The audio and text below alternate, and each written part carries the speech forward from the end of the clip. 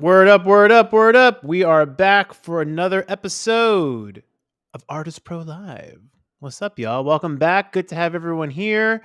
Once again, as always, please let me know if the audio and video is coming in for you nice and clear. We should be at 1080p. We should be with the good audio. Everything should be accounted for. So if I'm coming in nice and clear, do me a favor and hit the chat and just let me know. Otherwise, yeah, welcome back. A lot of good familiar faces back in the chat again. I want to say what's up to Chris Kane. I want to say what's up to Oliver Blue. I want to say what's up to Ruslan in the building. Good to have you here in the stream finally. And I just want to make one more quick little run through for the housekeeping items to remind you guys that this show comes to you completely free. I just ask that you please tell a homie, tell a friend, bring some new folks into the building. Let them know that this show focuses on both sides of the artist professional. The professional side, of course, being how we maintain our day-to-day lives, including time management, which we'll get to shortly, but also the creative side to ensure that we stay fulfilled and we stay on a path towards genuine growth in what we do. Hopefully, to not, of course, just have fun and be in a place where we find life is worth living because we're creative people, but also the point where people reach our music and we reach them. So reminders to please tell the homies. That's the only way this show grows. Of course, there are other ways to help the show that include you, of course, helping us financially in any way that matters to you. Totally optional. But if you want to submit any kind of financial contribution to keep this show going, if you like the content, if you like the stuff that we do here, please support the stream in a way that matters to you. If you've not already submitted your music, there's the QR code right there to submit. Also, questions, by the way, that whole type form does have questions for you, or rather has a place for you to input any questions you might have. So check that out. You can also go to theartistpro.com to do that as well. So, any other items here? Yeah, again, if you're watching this on the repeat, again, like the video, subscribe to the channel. All that shit actually does matter, you guys. So thank you for doing that. And then one final housekeeping item here is today's show is going to be relatively shorter. I got about an hour or so before I got to head out of here and record some drums for a new project that I'm very excited about. Can't talk about it yet. But I do have a recording session I got to jam out to today. So today's show will be relatively shorter than the other ones, but we're going to make sure we get through all the material and ensure we get through your music as well. So I'm going to refresh the type form just to make sure no one else has submitted. So yeah, right now we're going to hear from The Impulse, also known as Ruslan, in the chat as well. Chris Kane, Oliver Blue, anyone else who wants to submit music, there's still time. You guys can go ahead and do that. All right. I kind of want to just get straight into it. Time management is the crux of today's conversation. So, a large part of, I think, anyone's success in life comes to understanding how you can utilize your most valuable asset. And of course, when we think of capital, right, we think of things like money, obviously. There's social capital, your network, the people you know, and ways you can utilize that network as a form of capital. But really, you guys, the great neutralizer in many ways is time. I mean, we quite literally all have the same amount of time in every day. And while many of us can complain, oh, I don't have enough time for blank, there's not enough time for blank, the whole concept of making time is so crucial. And especially as I've gotten a little older, I'm really realizing, first of all, like many people, you realize when you look back and you go, damn, if only I used my time a little more wisely. But as you get older, you know, the pressure increases, your responsibilities increase, whether it's family, work life, etc. You know, things start to creep up. So how you manage your time is so paramount, especially if you have multiple things going on, which I feel safe to say that pretty much every music creator today has a lot of things going on, at the very least, with the content demands of what we have to work on, from YouTube to social media content to getting better at what we actually do. Like the actual music component is very important, obviously. We're always juggling lots of things. Not to say that the average person isn't juggling lots of things too, but for many people, music obviously is something that starts as a secondary activity to their primary day-to-day, things that they work on too. So how you manage your time is so crucial. So if you guys have any questions or specific scenarios that you're dealing with, I mean, I'm since this is a relatively small crew, I mean, guys, take advantage of the fact that it's a relatively small crew. if you have specific shit that's on your mind or specific scenarios, please put it in the chat or use the QR code, submit it. We will use you as a case study. I'm using myself right now today as a general case study, but I also want you guys to feel like you actually have your own issues discussed too. So this is an opportunity to keep things not so vague and not so general. Like if you've got specific stuff, throw it in the chat. We'll discuss it. And I really love to have everyone's opinion and feedback as well on it too. So before I start talking about the specific, like how I manage my time thing, I do want to bring up, and I know I mentioned in my social post yesterday, this wouldn't be as lecture based. Well, I lied because it turns out I actually have some slides already from the old Artist Pro curriculum. And then if you're new here or you don't know what Artist Pro was, Artist Pro began as a 12-week course, specifically, basically this, you guys. I was literally doing this with groups of people. And one of the very first class was called The Foundation. I talked all about mindset, habits, and rituals. And I'm going to be pulling up some slides of that. If you're curious as to what happened to that curriculum, I still have it. And I'm still figuring out ways to deliver it to you guys. I mean, I actually have several things already pre-recorded, already done. I have PDFs ready to go. I've got notes, I've got activities, exercises, etc.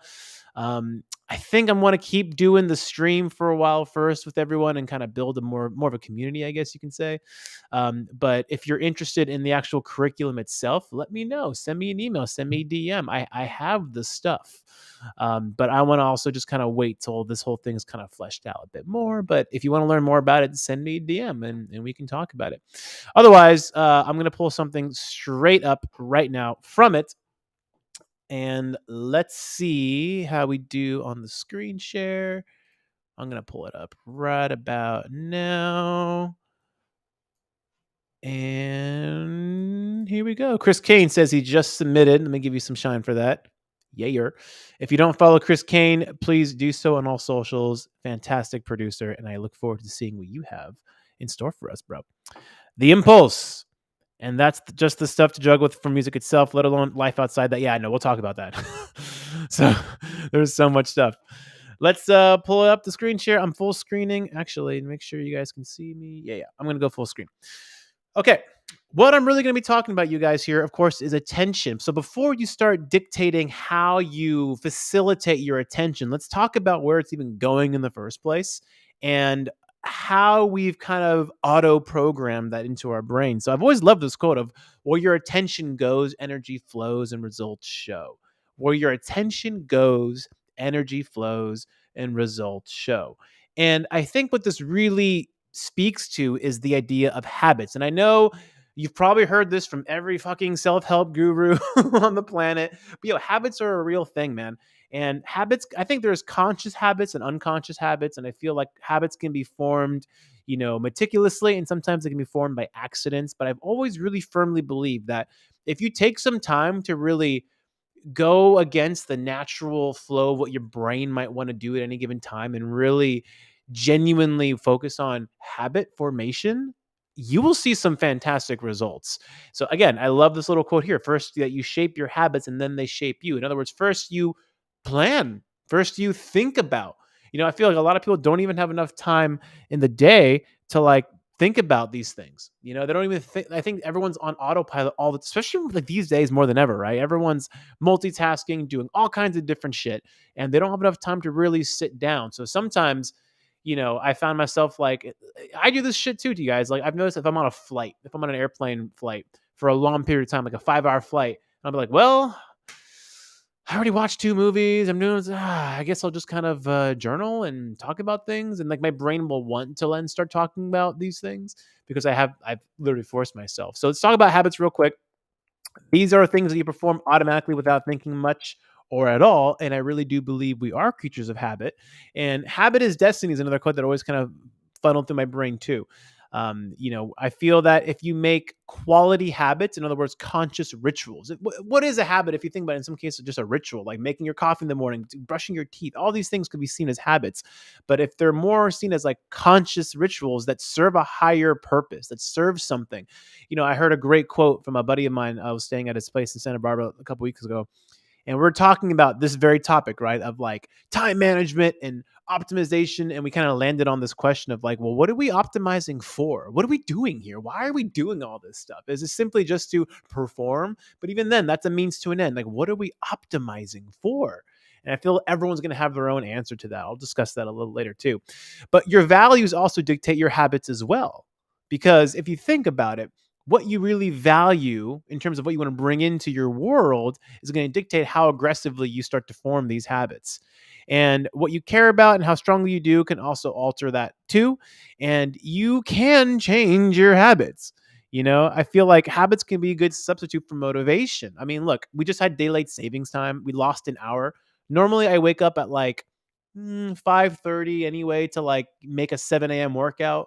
I'm pretty militant about that. And then of course, daylight savings time, I'm like, fuck, do I have to really now it's gonna be like waking up at like 4:30. And like I really don't want to. Like you wake up in the morning, you're like, no, no, everything inside me saying stay in bed. But I've just done this so much now where it's just like, well, it would feel weird if I didn't get out.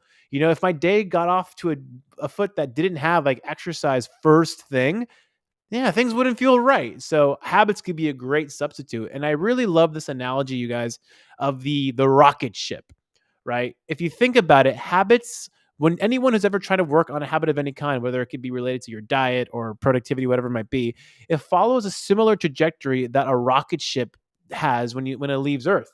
So, if you guys are familiar with the concept of escape velocity, if you look at this photo here, you need so much aggressive pummeling force to force the rocket out of our atmosphere due to gravity. You literally need to like force it out. But once it's out of the Earth's atmosphere, gravity does its thing, right? So in many ways, escape velocity, the curvature of escape velocity, kind of mimics that of habit velocity. So once you start a new habit, you might be like, all right, things are pretty sweet. Like getting out of the low earth, atmosphere is pretty easy. Like I'm excited about something. I can do it for a couple weeks, maybe a couple months even, right? And then of course, habit gravity starts to kick in. And it's always in this secondary period where you're like, I have to keep forcing myself. I have to keep going with this stuff. And then by the 20th day, usually when it comes to new habits, and this is all proven in science and neuroscience and all these things, you guys, around day 20 is kind of like, okay, this is like the peak of it. If there's ever any resistance to break, this is going to be the peak of it. And if you can just make it through this final period, you should be good. And a new habit will be instilled. In 30 days, 20 to 30 days, depending on who you ask, even though sometimes as high as 40 days, seems to be like the recurring math of like, if you can stick to something pretty religiously to that point, by day 30, between 20 and 40, depending on what it is and your intensity to it, you'll have these things pretty much marinated in your. So, ways to instill a new habit, plan them in detail, whether it's exercise or getting in the studio for a period of the day or working on a very specific item for your music projects, whatever it might be. Plan that shit out in detail, write it out step by step. What would it actually look like? Imagine doing it in your brain and then test that stuff, optimize it, fine tune it. Commit to that 30-day period, and it helps to do with someone else if you can as well. I've also heard the idea of an on-ramp and off-ramp. For instance, like my 7 a.m. workout, you might ask, well, why do you wake up at 5:30? Well, I got to get up. I literally go outside. I breathe. I just take breaths in the morning. I make that coffee, and just the smell of the coffee is my on-ramp, right? It's like, all right, once this is going, I'm pretty much there. I set the lighting at a certain level, not too bright, but these are my on ramps. It's like if I can't really just get up and go, I can't, personally, I need that. Like, all right, let's just ease our way into it. But they're the same things every single time, you guys. That's kind of the point. It's like you've made a conscious ritual to do the same on ramp. So eventually, your brain's like, okay, this is just what we do, isn't it? To the point where when you don't do it, it feels weird. So the productive habits. Here's the kind of the meat and potatoes before we start going into the actual management of the time. I always say, do the most high leverage thing in the morning. And that doesn't necessarily mean, like the hardest thing per se, but like what are the activities that are going to give you the highest return that actually moves the needle or progression on your goals? This is just for me, especially because I definitely am a morning person. So adjust this to whatever time frame works for you. But the mornings for me are where it's at. That's when I'm most creative. That's when my brain is fucking firing. So I'm like, am I really going to spend that time working on like emails to clients? Am I going to spend that time like doing like nitty gritty bullshit tasks? It might satisfy like a lingering urge in the back of my brain of like, oh, you got to get these things done. But it's not taking advantage of my brain power. And even exercise is, I consider, a very high leverage thing, because if I don't exercise in the morning, I don't get the endorphins, I don't get the dopamine rush, I don't get that level of like that feeling of like I'm outworking people. That's also part of why I work out so early in the morning. It's kind of a mental toughness thing. I'm not gonna lie. It's when I get up in the morning, and like today, it was dark. It was dark, and just like walking by other people's apartments and homes, and I see all the lights are still off, the roads are empty. There is this feeling of like, I'm working towards a life that's special. I'm working towards a life that not many people can have. I'm working towards something. I'm working towards having my cake and eating it too. Isn't that kind of what being a professional music artist in many ways is? You're doing the thing that makes you the most fulfilled and happy. And guess what? You're earning a living from it. And guess what? I want to make a great fucking living from it, not just in terms of revenue and income, but like lifestyle. So like there's something about me getting up stupid early in the morning to put myself through shit, like exercising like aggressively like that makes me feel like, all right, well, just one more example, one more day where I got through some bullshit because I want more out of life and I'm willing to outwork everyone else. So that's part of the whole mental toughness for me. That is a very high leverage thing. If I can get through that, I can get through anything else in the day. And then I work on the things like, all right, what's really going to move the needle this morning? By the way, sometimes it could be an email, but not to clients per se. Like this morning, I wrote a couple of emails to some founders of companies that I'm trying to get involved with. And I'm doing so through objective feedback and, giving them some ideas. So I was like, all right, I feel inspired to write something that I know is going to get their attention. Do I wait till the end of the day to write that? No, fuck that. Get there immediately and just start going to town and let them feel that inspiration. Let them feel like I'm talking to someone who's very inspired and driven. I'm going to give this person my time of day. So that was very high leverage for me. That actually might move the needle to position me in another place. Like I'm always thinking in those ways, you guys. I'm always thinking, how can I position myself to show the goods and deliver and leave an impression to help that person benefit their cause in some way, and therefore get projected into another sphere of influence? Because once you perform in one area, that could open up a whole nother circumference of people to get you into. So I always say, do the thing in the morning that's going to be the most high leverage. What's going to actually move the needle towards your specific goals? Engage in what's called this deep work. There's a whole book about this by a guy named Cal Newport. If you've not heard the book, check it out on Audible. Or, another one, you guys, just go down the YouTube rabbit hole. Like, you look up videos of people who've like covered the book. You'll get the gist of it. I mean, I encourage you to read it. Don't get me wrong, but like, if you really scrap for time, you can always go down the YouTube rabbit holes. There's another service called Blinkist as well that does like summaries of these books as well. But basically, it means you eliminate distractions for very fixed periods of time. I like to implement 90-minute sessions. You can get a timer. I've legit had like timers on my desktop. I've had an actual timer on my desk too. But I found that like a 90-minute session works pretty well.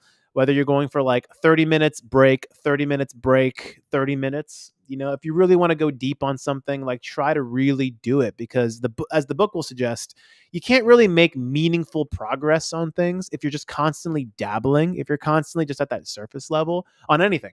And you won't really experience the meaningful work until you're pretty deep in there, So try to engage in like 90-minute sessions, which you can schedule ahead of time, which I'll show you guys how I do it in a moment.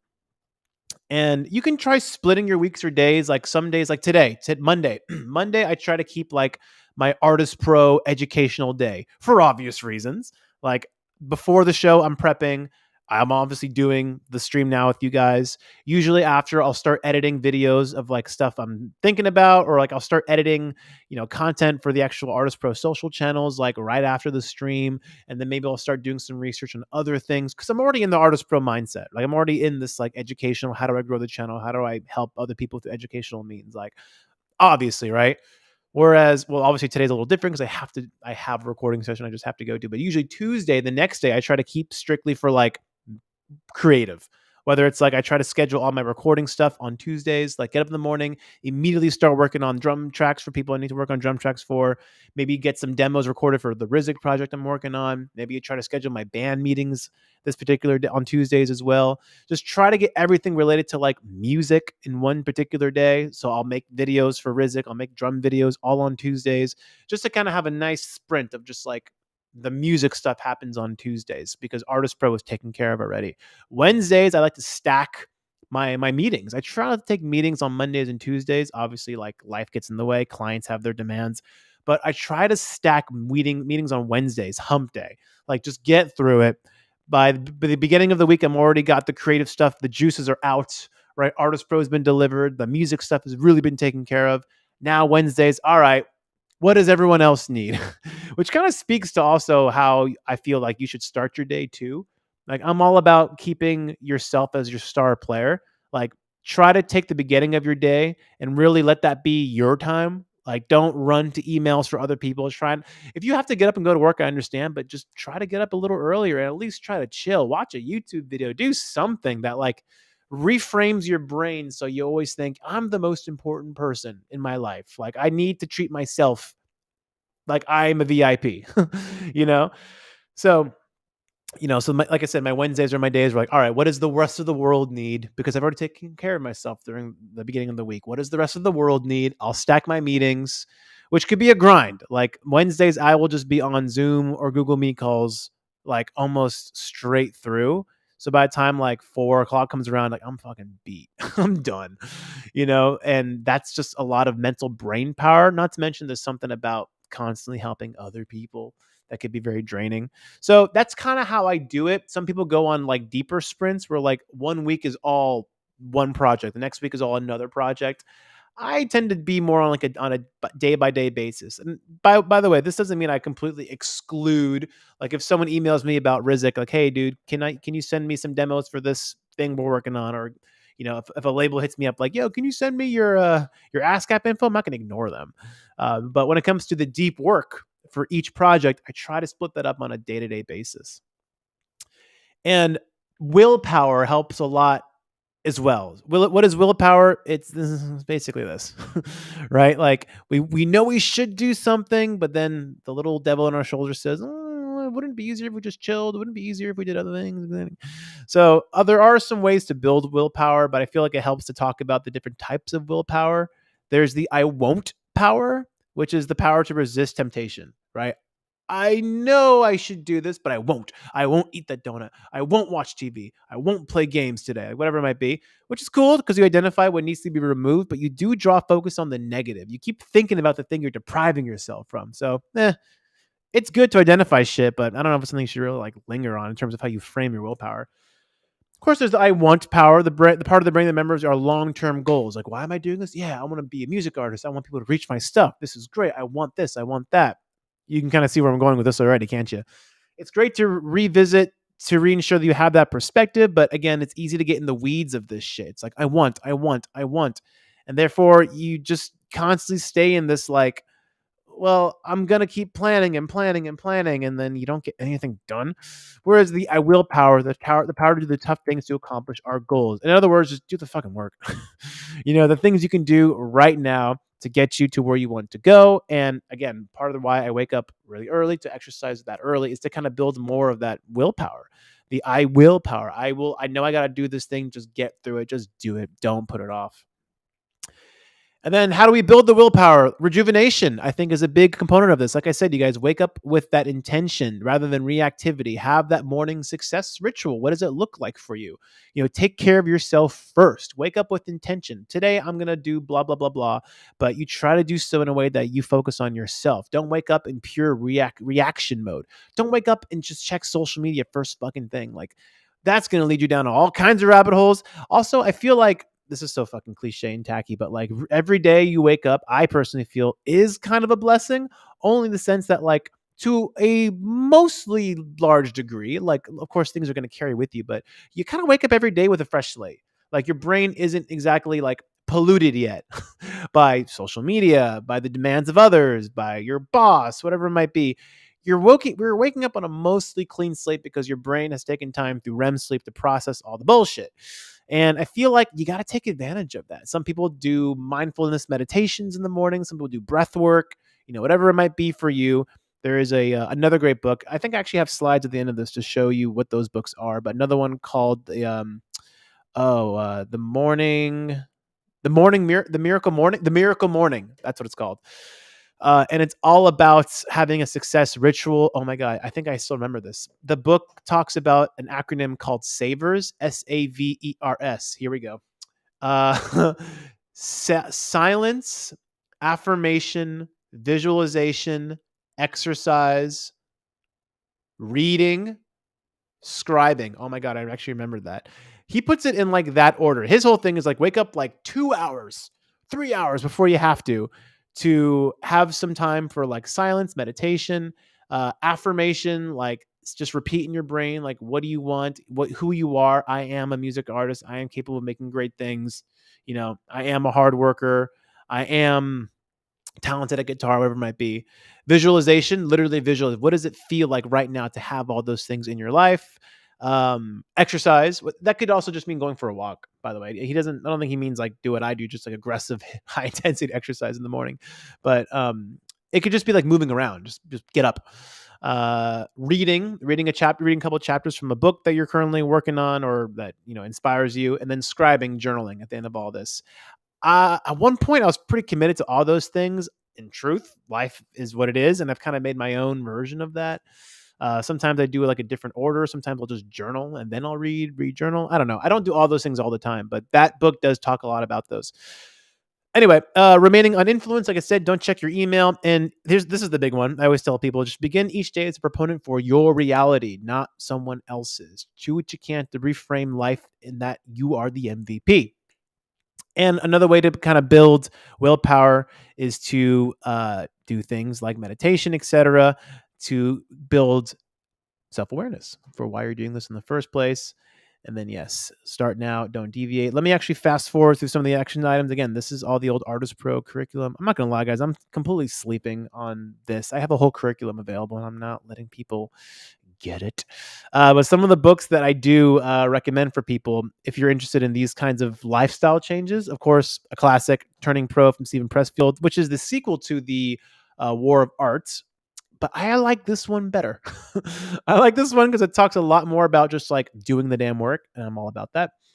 Another good one by John C. Maxwell, Talent is Never Enough, to showcase, you have to actually add more, actual work to the talent. Like, especially, my God, especially these days more than ever.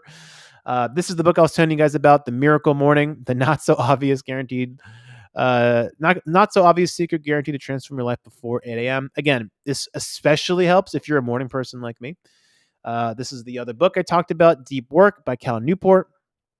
Another good one to check out. Oh yeah, another classic, Atomic Habits. Can't go wrong with this one. James Clear. I'm sure you guys have heard of this book as well. These are all really good books to get into, to get you in the mindset of better habit formation. And before I talk about the specific time management portion of this, I'm going to head to the chat and I'm going to come back here. All right. Let's check out the chat real quick, see what you guys got to say. Let's see, the impulse. I think the topic of mindset is crucial. I've been having to rewrite a lot of habits, but also the perspective on how to approach better habits. Mindset is crucial. In fact, that same keynote, I have a whole thing on mindset, which maybe I'll do another. I should do a whole stream on that, actually. It is crucial, dude, and it's not some hippy dippy bullshit. Like it actually goes hand in. There's a reason why it's all in the same slide deck. It does go hand in hand with habits. It really, really, really does. Which quote is a disclosure song? I'm curious. I should know this. Which one? Let me know.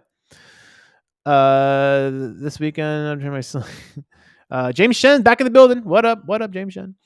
I'm a night person. My brain is most creative from 11 to 2 a.m. Yeah, again, like try to adjust this in ways that make sense for you guys. And even when I first read all these materials and I was experimenting with them, at first I was very like biased. I was like, "Fuck yeah, the morning's where it's at."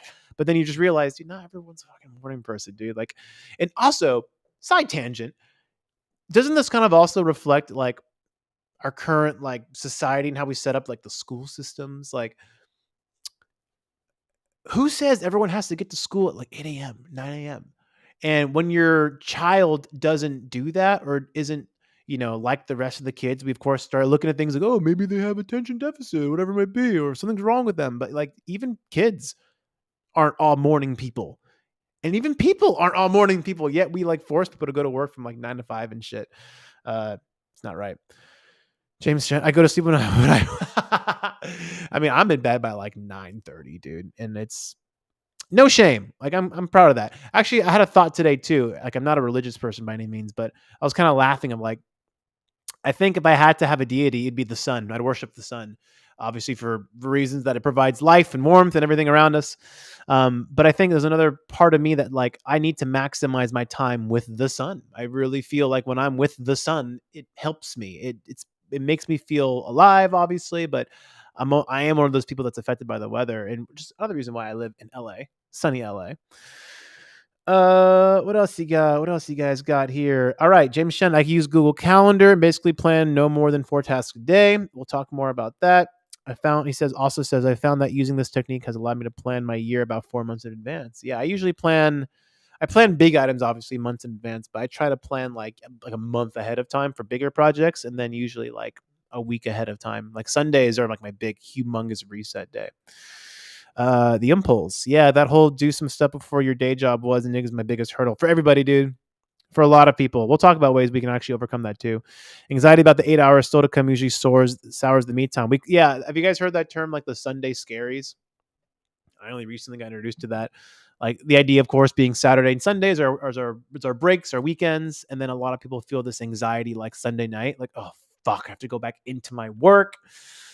I'm very happy to report that I have the exact opposite feeling. If anything, I have the Friday bummer of like, damn it, now like the weekend's gonna come and no one's gonna answer their email. Like I mean, I like to chill on the weekends too. Don't get me wrong, but like, yeah, man, like progress is a drug for me. Like growth and progress, I'm very addicted to. So when Monday comes in, I'm like, let's go. I'm ready. Here we go. I'm firing. Chris Kane. Never Split the Difference by Chris Voss is one of my favorite books. I think I've heard of this book, actually. Yeah. Anyone involved in sales should read it, which is all of us selling beats or music to an audience. We are constantly selling ourselves, indeed. James Shen also further, although I don't do my morning pages every day, it provided a great understanding to the artist mentality and gave me structure of how many people do it. If you guys aren't familiar with the idea of morning pages, it was very much popularized in the book by Julia Cameron, The Artist Way. If you've not checked out that book, do I actually have it? Oh shit, I have it right here. Check it out. Oh, never mind. I have the sequel, Vein of Gold. Well, The Artist's Way looks just like this, so forgive me. But calling it a book's kind of selling it short, right? Because it's more of like a 12-week program, I think. It's definitely more of like a lifestyle modification, internal reflective essay sort of thing. And then the idea of morning pages. Oh, thank you, my lovely assistant. The actual book. Here it is, The Artist's Way by Julia Cameron, a spiritual path towards higher creativity. It's definitely something that is, you're supposed to do it more than just read it, obviously.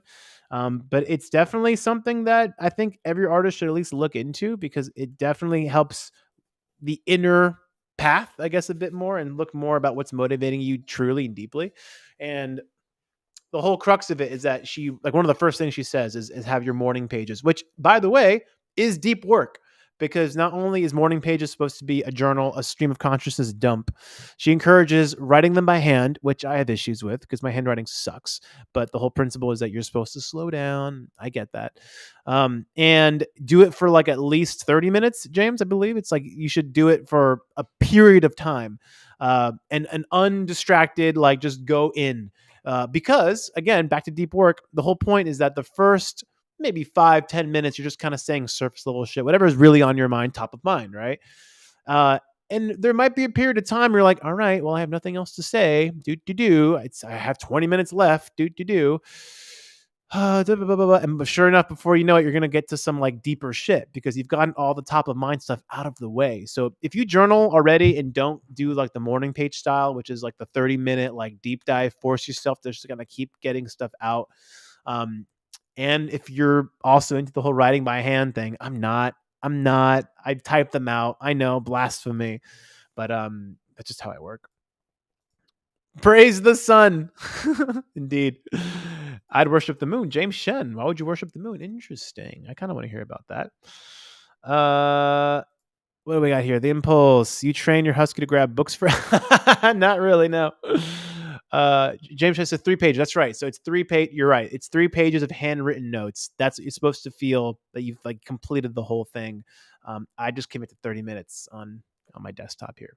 But those are the books. Check them out, you guys. I also just want to quickly. Oh, speaking of some, I have another little example for you here. My fiance Nina, she has this off Amazon. Actually, it's a habit tracker. Check it out. You can kind of see that here. I'll just put it up here. The idea here, of course, is that you have your habits, and over here listed out, and then you have a visual form of you literally color in I did this thing. I made the bed. I went for a walk. I drank 30 ounces of water. I did a journal, breakfast, blah, blah, blah, blah. And you can kind of like literally visualize how you're doing. It's one way to do it. I also have a habit tracker of my own over here somewhere. Let me see where that bad boy is.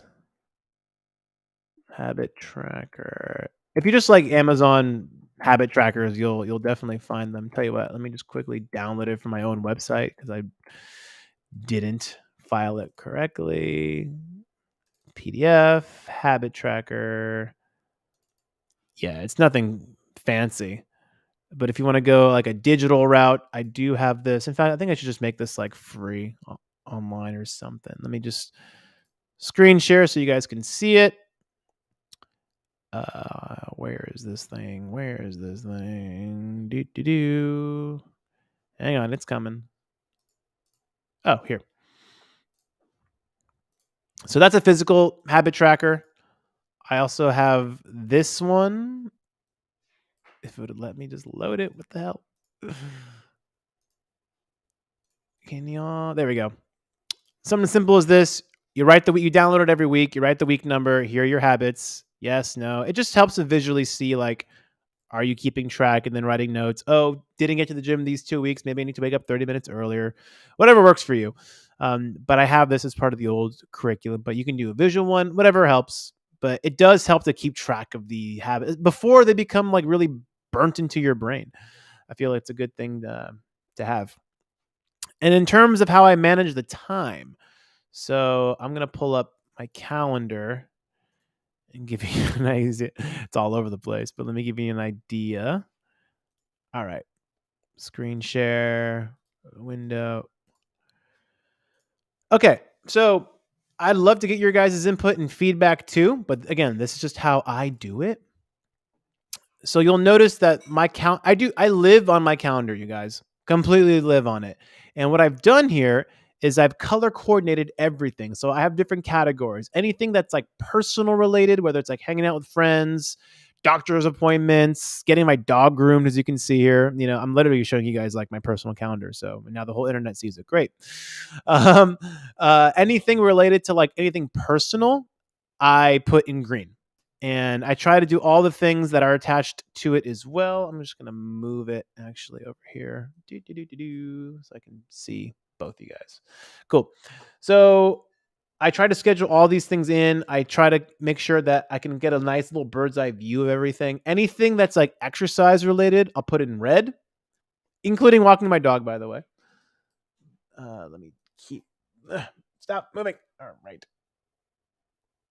Okay. Yeah, everything and anything that's in red is all exercise related. I'm just like scrolling back through past weeks.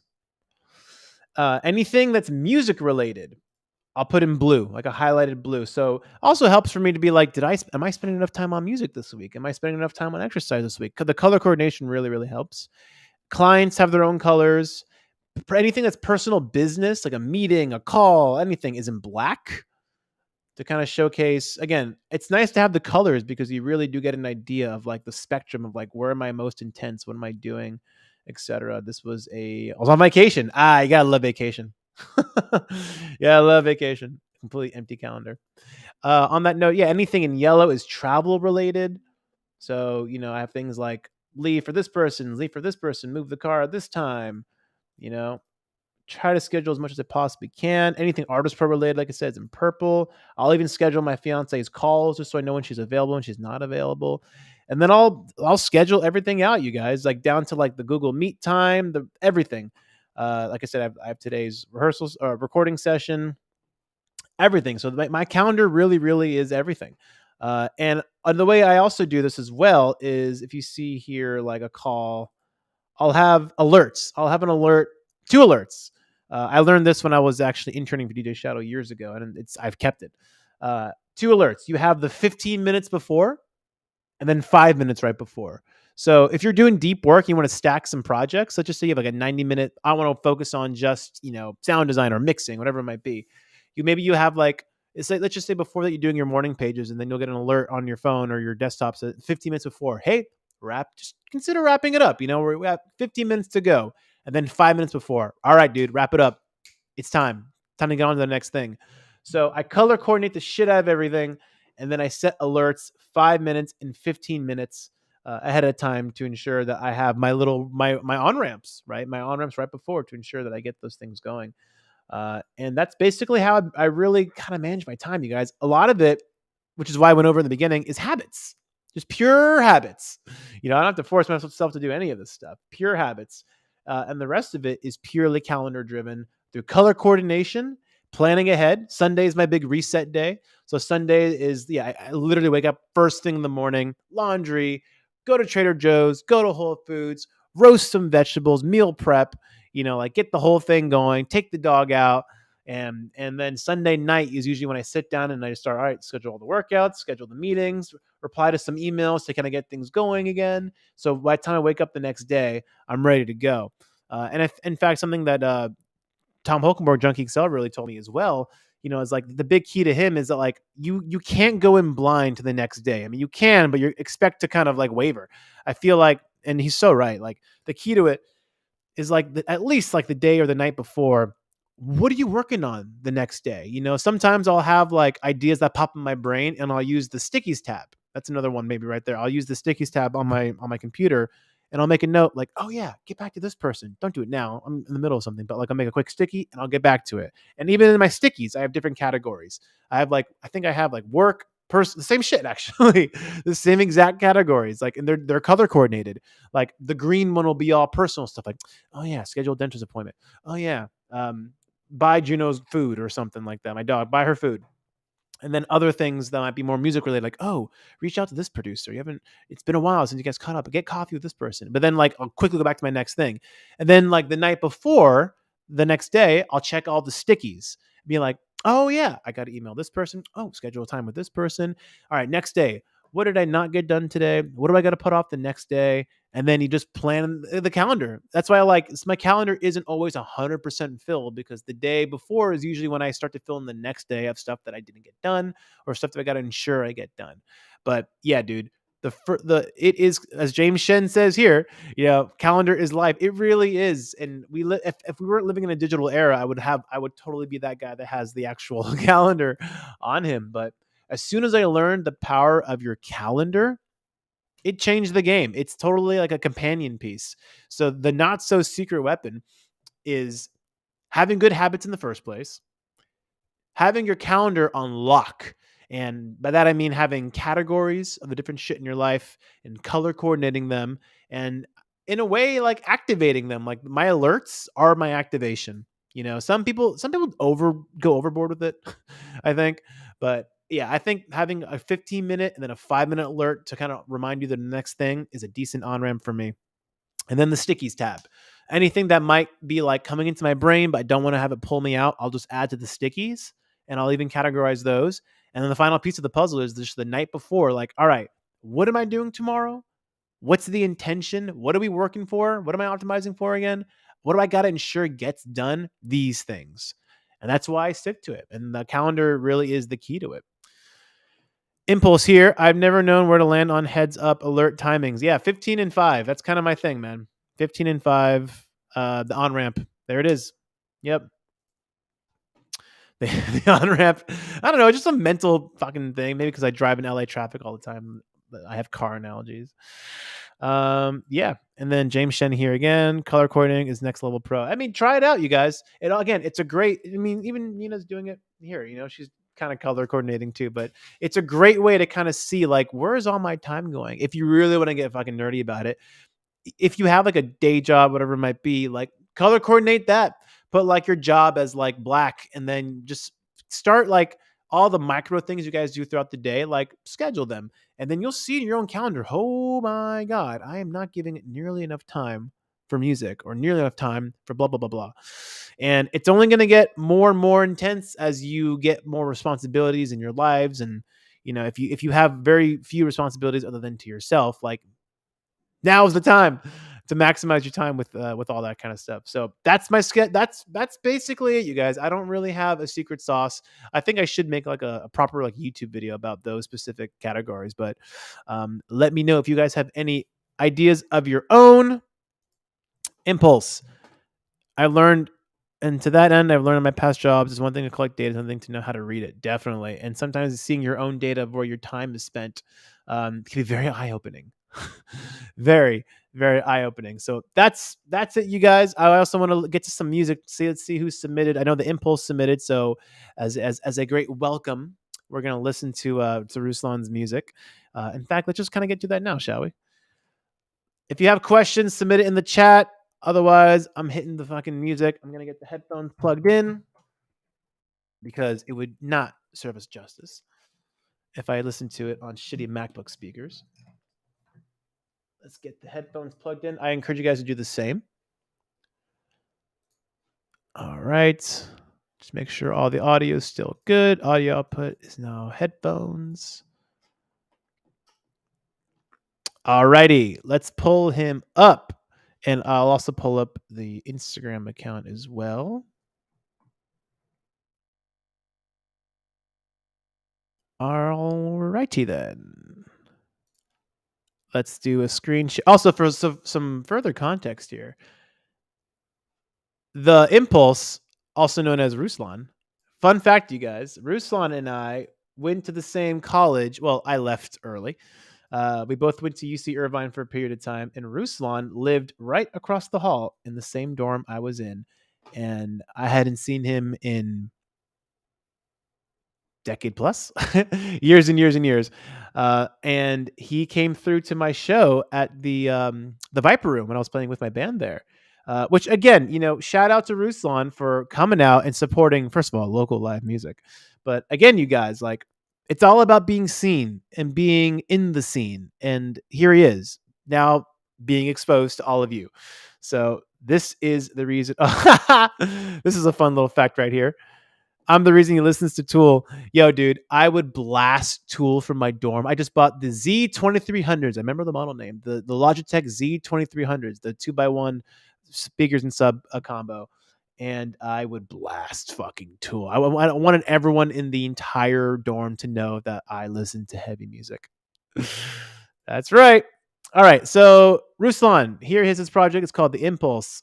When I asked him to describe his project, he says it's an amalgam of rock, hip hop, and electronic genres influenced from the raw, exacerbated cries of defiance and disruption in the 90s and early 2000s.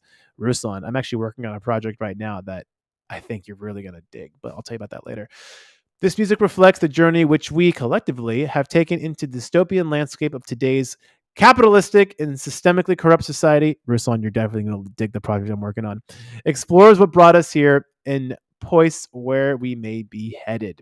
The track he decided to pick is called Departure. So let me actually pull this one up. So first of all, you guys, shout out to the Impulse for coming to us with some depth. I'm always welcoming that. Let me pull up his Spotify. And then, okay, this track is called Departure. And the song itself, it says it's a track that wraps. Let me just zoom this shit in. Actually. The track that wraps the story up of my EP Visitor, where the speaker reflects on the journey of the life he's led. The album uses the concept of an extraterrestrial visiting, conquering, and reshaping of our society. Please, God. And this trek explores the final thoughts of this visitor and also the people and ruined world it's leaving behind. It is the death throes of a dying middle class, of forgotten generations, and of those malaffected by unmitigated hubris and greed. Enjoy, he says, and enjoy it. Let's check it out, dude. All right, you got the impulse up over here. Let me make sure it's all good. And while this is playing, I'm going to hit the socials and you can kind of see what he's up to as well. Here we go.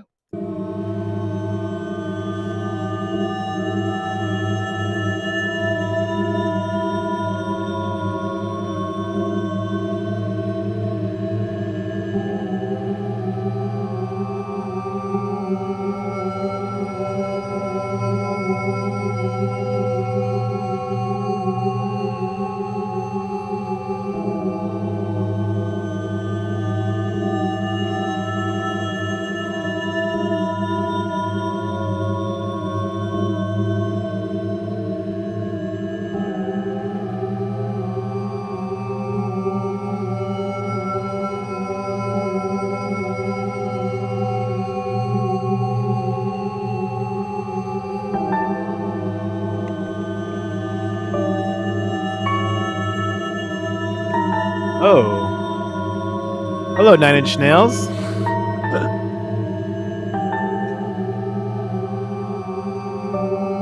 Definitely feels like overlooking something that's fucked up. If I were you, I'd be running by now, far from here into the emptiness, because the things we can offer you now are not quite here, not quite real anyway. It's not too late to believe in a God, as if you could know of any other way, to hope and dream. And every time you think that you're too flawed to get into heaven, just wait. We'll let you know when it's time to pass through the gates. Keep calm as you go on, head down, no sounds beyond this song, as your feet just keep grinding on. No ground remains to travel on, and yet we do still travel on. I'm on my way to Babylon, my words just seem to babble on. Could you please change this fucking song? No dice, how nice, my life is gone. These dice roll snake eyes anyway. Fuck letting lady luck decide my life and how it all should play. They whisper to me through their song. I wish I could just burn away the voices that are in my head. I guess I'll blow my mind away. Well, it's been a nice day for the last day of the world. I hear people say that they think that this is all a hoax. Large crowds, small minds, easy prey for wolves, setting sheep on fire so that everybody chokes. And the dead vote for us, and the jails full, and the kids of the future do not have a school. And the last true hope of any kind of voice is dying out as we all get played for fools.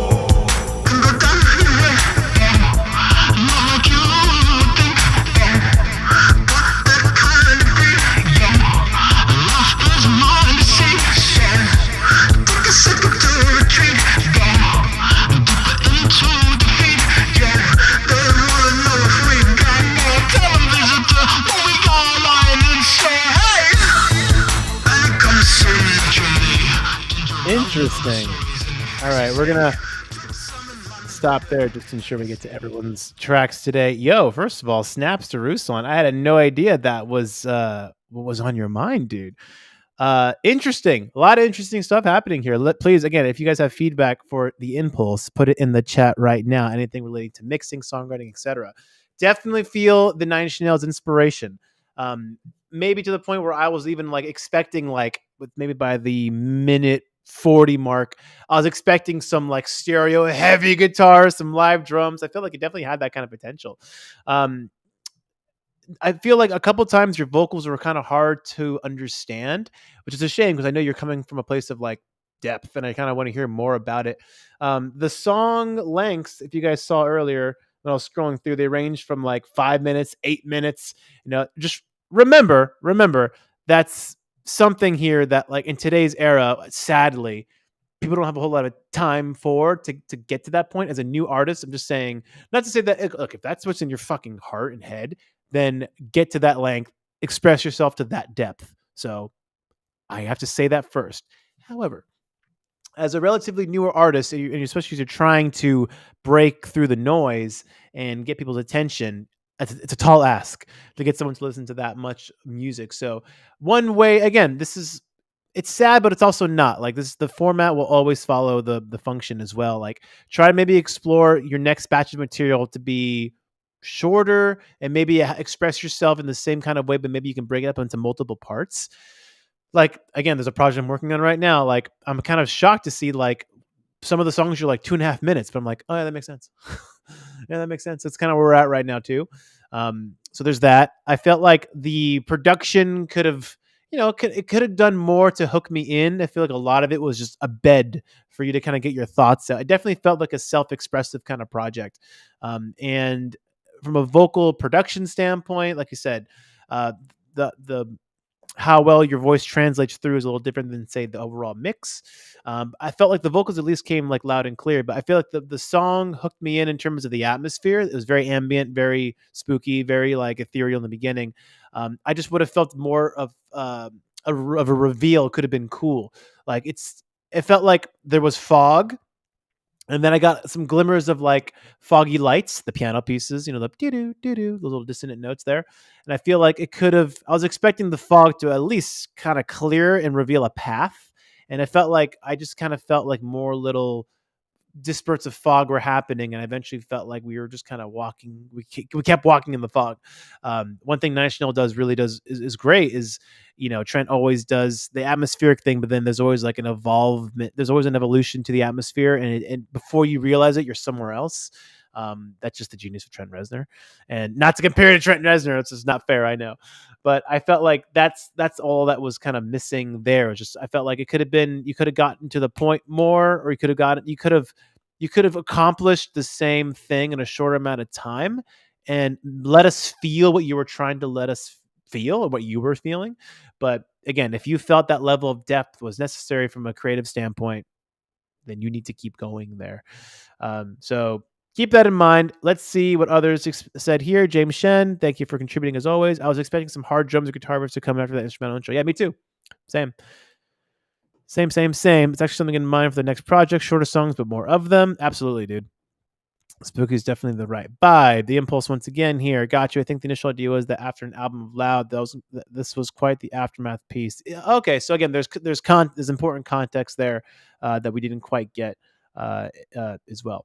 Let's also just check out your socials again. If you have any impulse, if you have any ideas for Ruslan here, the impulse. By the way, well, actually, I'll just put it up myself. But y'all, if you just as a reminder, I'll just make this a ritual. If you guys have your socials, please throw them in the chat.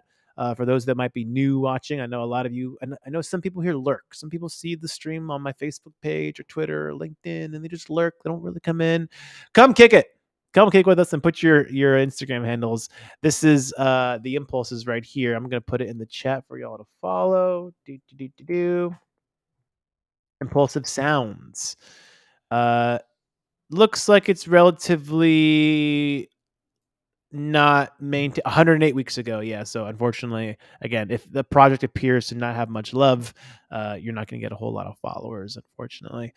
But it is the nature of the beast. It's got to show that you are active to showcase some investment. And again, I feel like there's a whole nother like deep dive we can go in on just your project, Ruslan, because it's got so much depth to it. And unfortunately, while this is interesting and it definitely has me intrigued, it doesn't quite speak to some of those great themes. I mean, like these are nice photos of you, but I feel like you come from so much depth that I feel like we're going to need a little bit more than just, some cover arts to really hammer that home with us. But it sounds like you're still working on new music.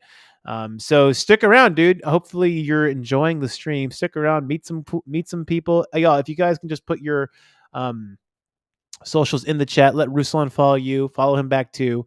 I always think interesting collaborations are absolutely the name of the game here. And he says, I'm getting back on my feet with diving back into this, so there's a lot of work to do. Yeah, dude. I mean, again, you're coming from depth, and I think there's a lot of room for people who do come from depth. So shout out to you. He also did ask a question that I'm going to pull up as well. Let me just move this out of here. Again, there is his gram right there, you guys. Impulsive sounds. James Shen, I'd go darker with the visuals and your sound. Me too. Me too. I feel like it's okay to make people uncomfortable. I actually like making people uncomfortable in a lot of ways sometimes. Let's pull up his question because he did use the submission form. Thank you for doing that. And he did ask a question. And there it is. He said, work life passion balance can feel overwhelming to maintain at times or even not feasible, meaning something usually has to give. Yeah, it's usually how it goes. I feel that a big hurdle currently is feeling like there are too many things to tackle. Are there ways you've found to be successful in overcoming this obstacle of paralysis of choice? Oh my God, choice paralysis is so real. If you guys have any input on this question, please get in the chat. Give Ruslan your 2 cents on this as well. So the work life passion balance is overwhelming, big hurdle. Too many things to tackle. Well, I feel it all depends on where you're starting from. I think some of the things we talked about today of time management and habit formation is a big one. I feel also, something that people don't really talk about is that like you gotta feel excited, man. I feel like the worst thing you could do is approach the musical project as like, oh, I just gotta do this thing because I'm blowing it. you know oh, I'm not giving it as much love. I feel like you got to get excited about it. So I think the first things first is like the passion needs to kind of override the work in life, in my opinion. I feel like you have to have that passion oozing out of you, otherwise what's the point? So what can you do to like reestablish your relationship with that passion? In fact, I do believe that this book, The Artist's Way, actually talks about that. It has this like this section where it relates to like, you have to kind of fall in love or you have to rediscover like the child in you. Because I do believe that there's a reason why many of us gravitated towards music in our youth, because we still had the optimism, we still had like the wondrous exploration kind of still embedded in us. And that's a large reason what motivates me. I really feel like the world, the way our current societies are kind of structured, is that it definitely beats the creative out of us. And I feel like in many ways, I feel like being a creative person and doing so even professionally is a big middle finger to that establishment. That's just me though.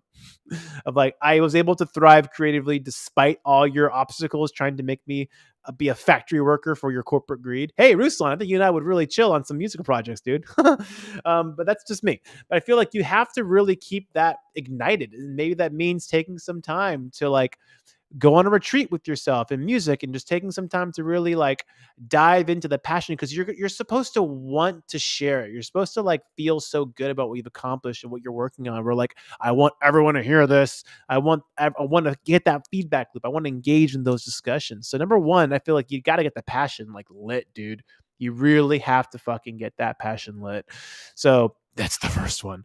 And then I guess, yeah, overcoming the paralysis of choice. I feel like number one, dude, focus on the work. Like, don't worry about the gram being kind of flat. Don't worry about that right now. I feel like you need to focus more on having something great to showcase. And I would focus on a couple things. The music itself, number one, obviously. Like, you have an ear, you have taste. I know you have taste. And specifically also, I think people like us make music because we have taste and we want to get to the point where our own art matches that taste. And I got to tell you, the more you work on it, the closer you get to it. That's a sweet fucking feeling, man. And it's addictive. It's so addictive to like hear yourself like get better. So committing to getting better at sound design. Again, you're a Nine Inch Nails fan. I hope you really take what Trent has done and try to find ways of like, how can I elevate that? Because you don't want to just pay tribute to it. What's the fun in that? Like, how can I take it to the next level? How can I add my own spin to it? How can I take what I have in terms of my appreciation and bring something that I do that's unique to it. Even if it is just for me and people who like this kind of music. What higher purpose am I serving the music? Am I just doing something that's fun, or do I want to elevate the art form? Hopefully it's somewhere in between the two. I like to think. So yeah, I feel like focus on the music first, and then focus on ways you can start expressing the depth of your themes. The spoiler answer, of course, is content. Like, how could I do that in a visual way, particularly through video, because we live in a fucking scrolling TikTok style world now. So I feel like that's super important to focus on. If you guys have thoughts for Ruslan as well, let him know in the chat. James Shen, I'd go darker on the visuals with your sound. And he also said maybe some dark circles around your eyes. That's hella funny. Super Lopez Bros. Confucius, what up? Always got to sacrifice something when it comes to time. Just be decisive with what you believe is most important to you and choose that, and understand that some things aren't going to be feasible. Not going to be a feasible thing to have in your life. Something does usually have to give. In my case, you guys, I've just expanded my hours. I'm like, well, if I'm going to be a fiance, if I'm going to be, a partner, if I'm going to be a music artist, if I'm going to be a drummer, if I'm going to be an educator, if I'm going to be a music marketer, if I'm going to be a music entrepreneur, if I'm going to be a parent to a dog, if I'm going to be, all these things, like, well, I guess my ass is getting up at 5 in the morning every day. I guess my ass is getting militant to their calendar. I guess my ass is doing everything I can to maintain I have enough energy and stamina, hence good night sleeps, shit tons of water and electrolytes, staying away from booze, staying away from drugs. Like, I live pretty fucking clean.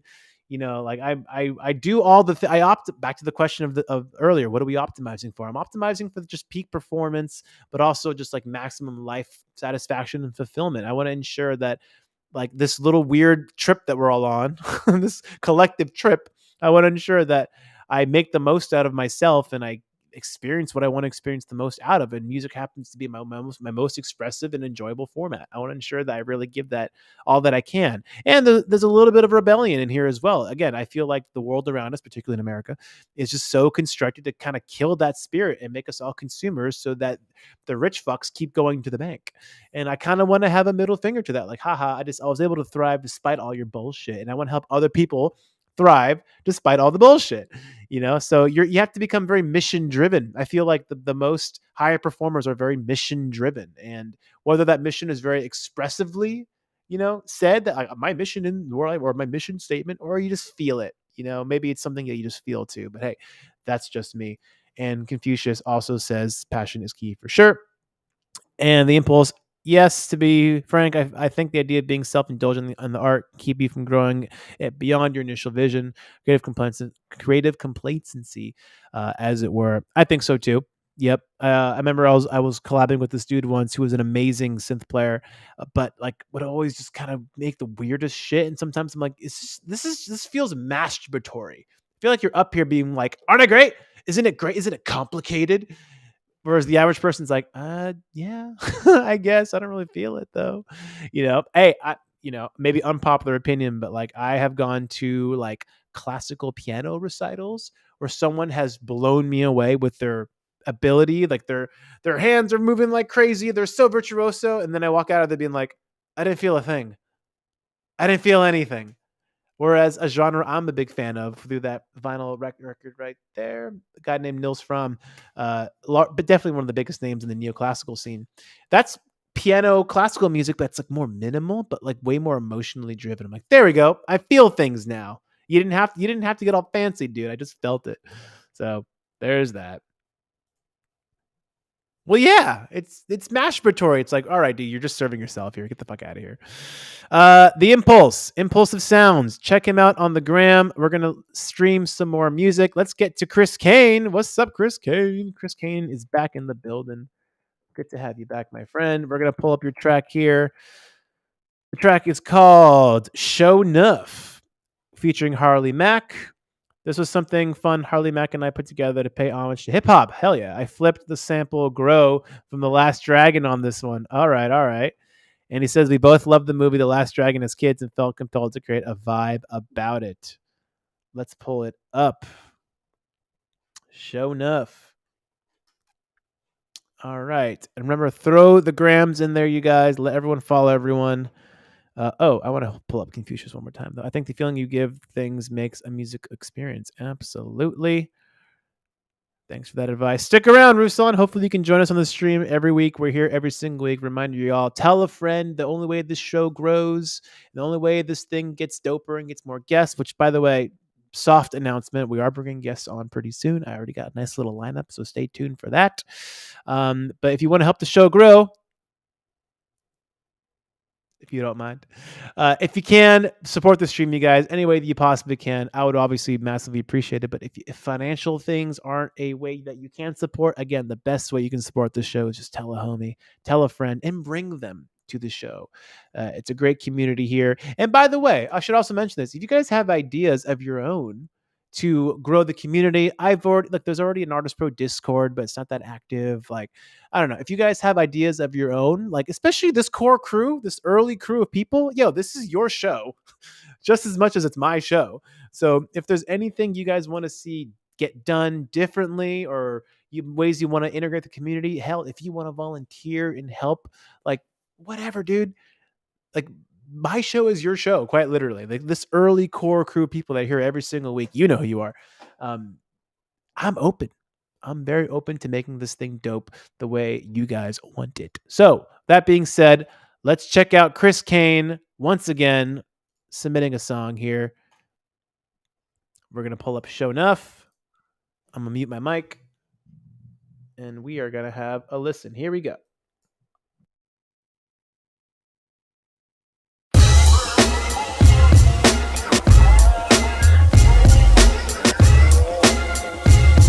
I was having a little fun, but niggas try to box me in trap sound. That's cool, no matter how it go, I am that dude. I've been a man, I had a minute trance while at school. I kill egos, they feel small, turn minivans to black coupes. I've been on this no penmanship shit, spitting it with no written sentences in my notes app. And can't nobody tell me I don't snap when I get a hold of these cane beats. If you sleeping on me, I hope it's rain sleep. Smooth it out, groove it out. The way I'm moving, they do anything to see what I'm doing now. I'm into speaking truth. They in the line like the movie's out. Here it be like, that's so juvenile. My flow 400 degrees, I could cook a fucking pizza in it. Grind can't be diminished, I can't be dependent. I've been the opposite and on top of shit. No, I produce it well enough. A switch up coming, drop the shit. The Mac connection's obvious. I told you that ain't nothing stopping us. And I admit I've been holding back just to wait for the moment to prove something. A chip on my shoulder, got the ambition to hover. I got the brain of Lil Wayne, still sound like Harley, ain't nothing changed though. These Haim boys sound just like Range Rovers, they quiet. Birdman hands when I pray for the other side. If you low-key lit, nigga, I'm undercover live, whoa. I'm feeling myself, ain't nothing like it. I call the bullshit, I might be psychic. I whip out styles like whatever you need, brother, I'm a Mike Smith. I might just switch my name from Harles Mack to Mike Smith. I just jumped into this like I had some unfinished business. Beat hitting harder than a Holyfield, punch in the ribs, I got a holy skill. I ain't even stopped to hit the weed yet. Hold up, let me reset. When I'm in the building, better never stop filming like Regis. I'm going for $1 million. This American dream ain't getting rejected. Respected, stand up, nigga. You need to get your knees checked. Ain't no community for these records. It's just me and Kane. We the same. Couldn't beat it if you cheat the game. Threw a couple more people in the D&D section. Ever since I've been receiving blessings, I believe that the universe is on my side. God got me, nigga. I'm gon' ride. They cannot stop me. Big facts, they cannot copy. Big raps, green pack, that is not broccoli. These niggas big plastic, recycling the cap. I got quotables, I got the recitablest raps. I got flows on flows, yeah, they tied up in the back. It's like hoes on hoes, where I slide up any tracks, yeah. Woke up to a pre-roll blunt, still ain't grown up. Still giving zero fuck, still got the G-A-M-E sewed up. Still sipping water, trying not to drink soda. Still consistent with meeting quota. But let me peace out for the beat fold up. Now would you agree I came through and glowed up? Now would you agree my new name Show Enough? Show Enough. Would you agree I came through and glowed up? Would you agree my new name Show Enough? Am I the meanest? Show enough. Am I the prettiest? Show enough. Am I the baddest mofo low down around this town? Show enough. Well, who am I? Show enough. Who am I? Show enough. I can't hear. I can't hear you, you probably mad, huh? What? I ain't playing, huh? It's like that, huh? Chris Kane, huh? And Harley mad, huh? We ain't playing, huh? It's like that, huh? It's like that, huh? It's like that, huh? It's like that, huh? It's like that, huh? Going up, yeah. Going up, yeah. Show enough, yeah. Show enough, yeah. Had to ride this out. this out. I got started at my Madre's house. Move west, what I'm Kanye now. After this, I'ma probably lay down. After this, I'ma probably lay down. After this, I'ma probably lay down. After this, I'ma probably lay down. Nigga tired.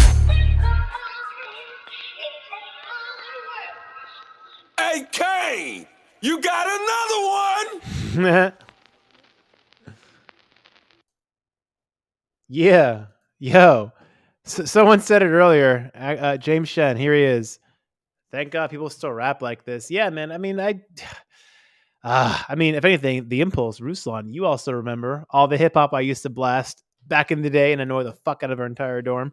Yeah, man, this is my kind of hip hop. Just like that smooth, like yeah, the drums hit, just like genuine, got some good lyrical content in terms of like what the subject matter, obviously, the depth, but like yeah, just like I love a rapper being like I'm dope, and not because I buy expensive things, because I'm a fucking consumer. That's just me. Like anyone who caught me on the old BeatStar streams, like anytime I heard like any kind of rapper being like, I'm so dope, I spend money, I spend my congratulations. It's easy to spend money and look stupid doing it. But like I'm all about rappers being like, I'm so dope because I'm good at what I do. Because I'm a lyricist, I'm a poet, I can manipulate words in ways that you can't. Then I'm like, now you have my attention. I'm all about that. So yeah, I mean the beat hits hard. Yo, is there any like, do you guys perform live? Does Harley perform live? Because I feel like he had an amazing vibe live. I feel like he'd be a consummate MC in every regard.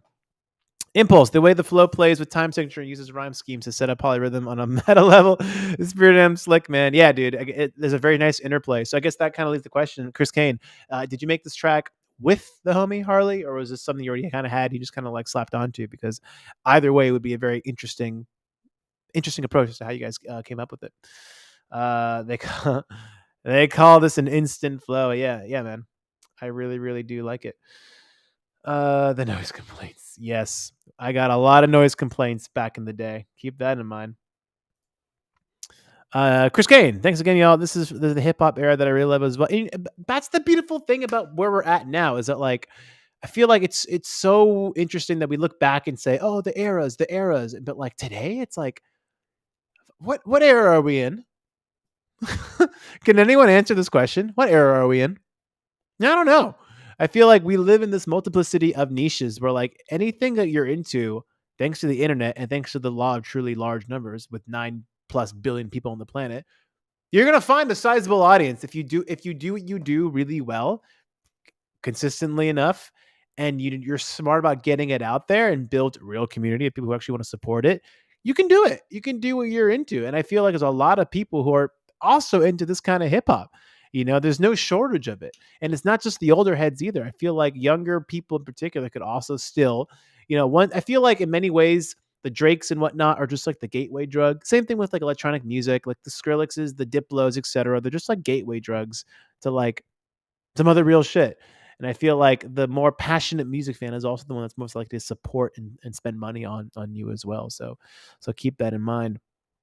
What? He doesn't perform live? Come on. You got to get him out there, dude. Why not? I feel like half his vibe is just that energy. Like I can feel it on track. I can only imagine what it's like in person and on video. Get that in there, 100%. Oh, hello. We have a newcomer, 808 Diffraction. What up? Thank you for joining us. Submit a song if you're into it. It all exists now. The all era. Hold on, Confucius. The all era. Yo, dude, maybe. And I think it's a cop out to say this is the modern era. Shut up. Come on, complete cop out. It's kind of hard to say. I don't know. If you guys have a better name for the current era that we're living in right now, let me know. I have many visual artists that have art shows that this MC would be perfect for. Well, there y'all. Connect. Chris Kang, it's 808 greets. 808, not sure if we can see the Twitch. Yeah, we can see the Twitch chat. We see you, dude. We see you. Any genre. We're in the any genre era.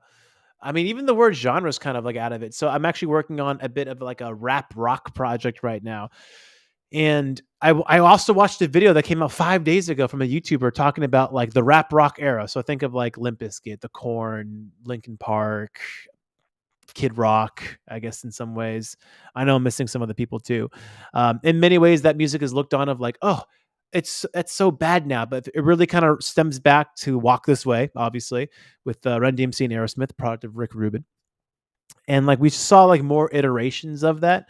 And now like there's a lot of rappers that make like rock and heavy albums now, and like a lot of rock artists that incorporate rap. And once upon a time when like music was way more like siloed, like the rap kids didn't hang out with the rock kids, etc. Like for some stupid fucking reason, I fell into this trap too. I'm not gonna lie. For some stupid reason, we kind of like felt like, well, if you listen to rock, you can't listen to rap until, of course, someone introduces you to good hip hop. You're like, what have I been missing out on this whole time? And then, of course, the idea of like fusing them always had its own interesting developments. But like, I feel like that was when you all had limited access. That's when you literally had a rock station and like that's all they did.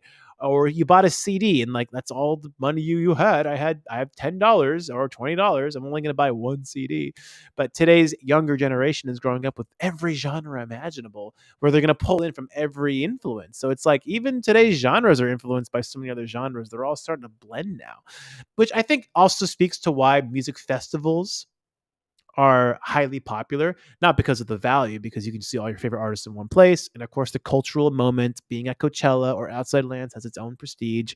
But I feel like, yeah, so many people are into so many kinds of music where they can see a rap artist, a rock performer, a pop artist, a DJ all on the same night because I feel like today's music fan is so much more conditioned to be into all that kind of stuff. So it is very, very interesting.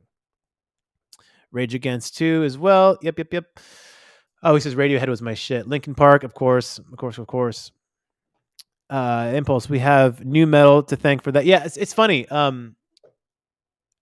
Think there is a distinction between new metal and rap rock, though, right? Because not every new metal band had a DJ per se. I think like Limp Bizkit was the first one to really bring in and popularize that. I think it all really exploded when like Korn came onto the scene as well. But another subject for another day.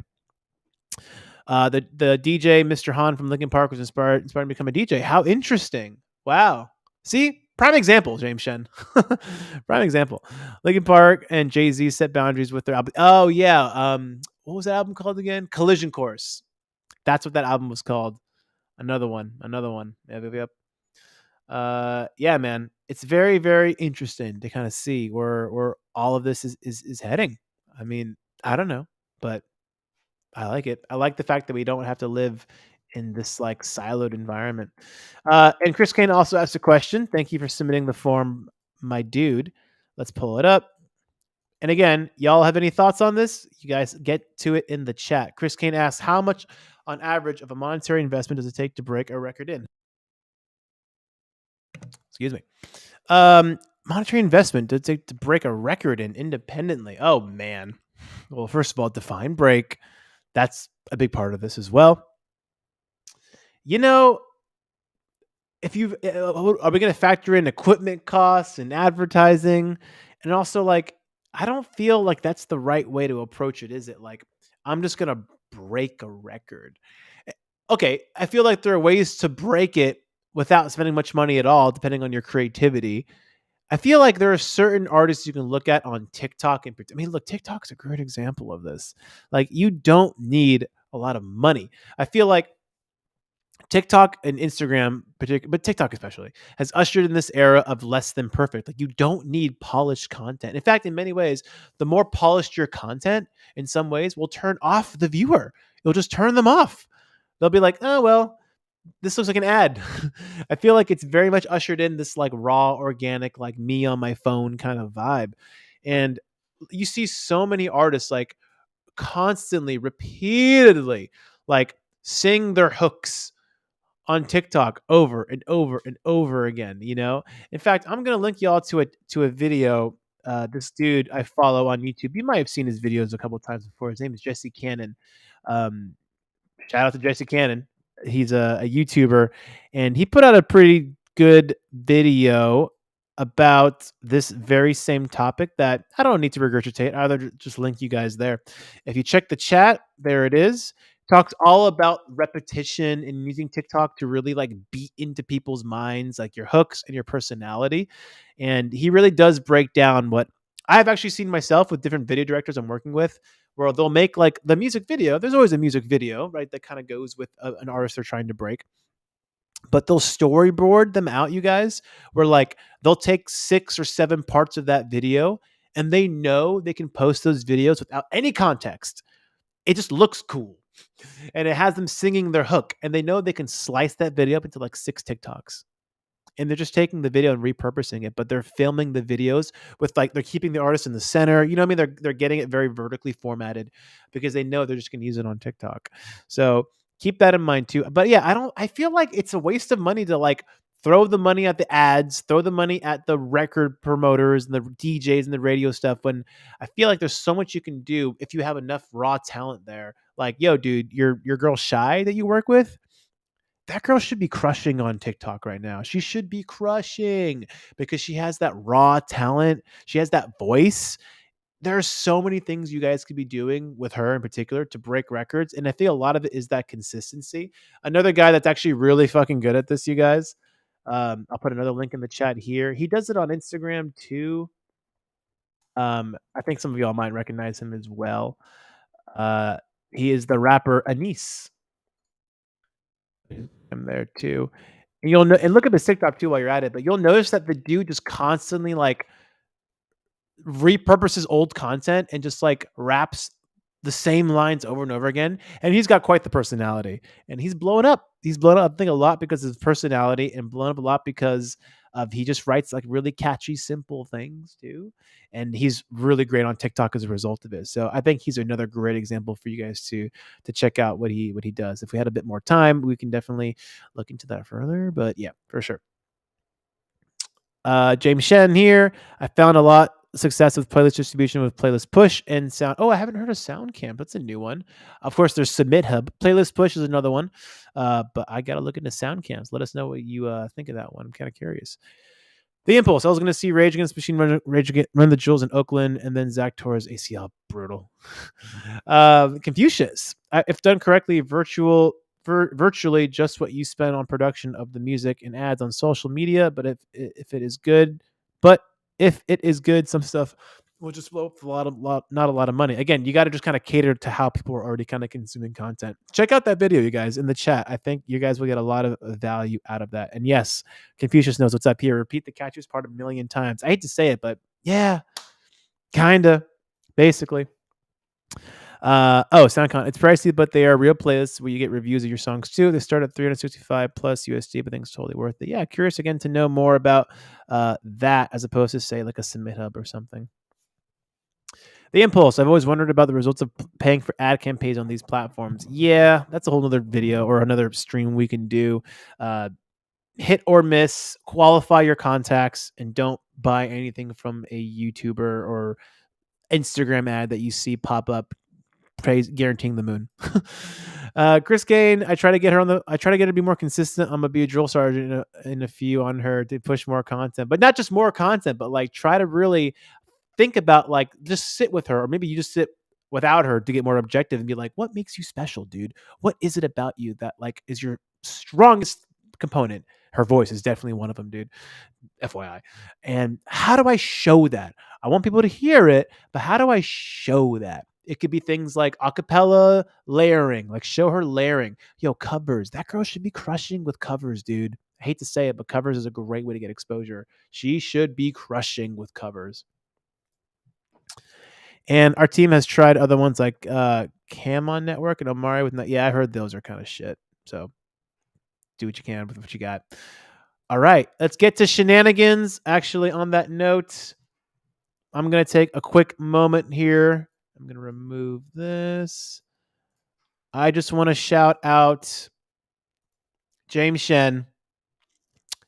Since the first show so far, I've done 4 or 5, something like that.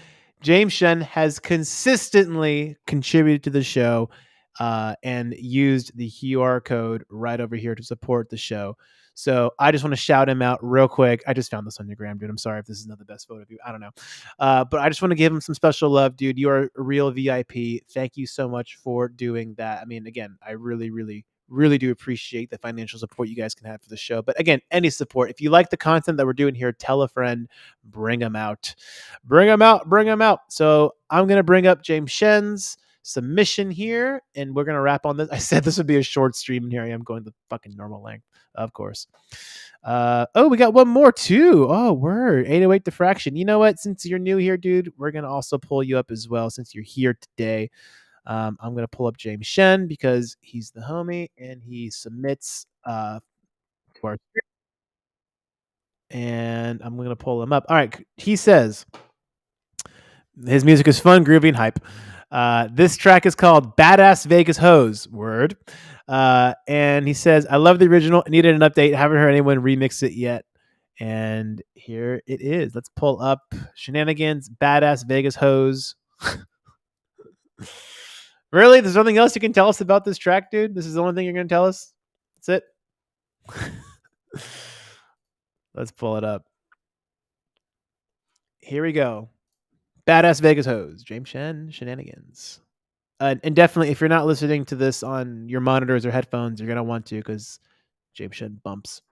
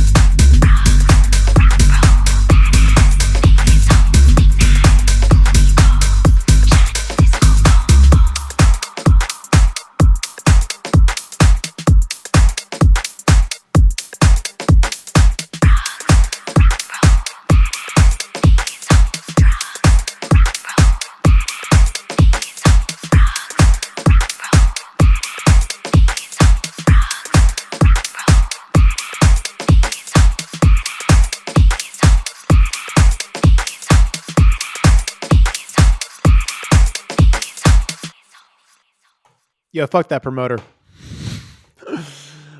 For real, I'm gonna pull this back up one more time here.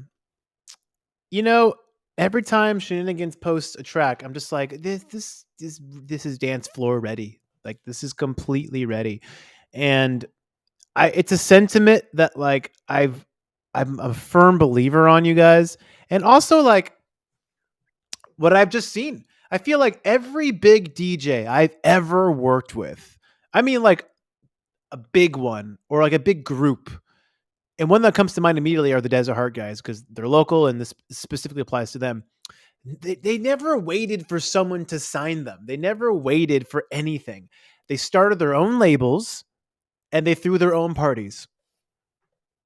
It kind of goes to like our conversation on networking a couple of weeks ago, you guys, when we said that like I was saying try to do what you can to be the nucleus of like your own community. Try to be the nucleus of your own thing, like your own orb, you know, where you're the one that provides opportunities. Things are facilitated through you, you know.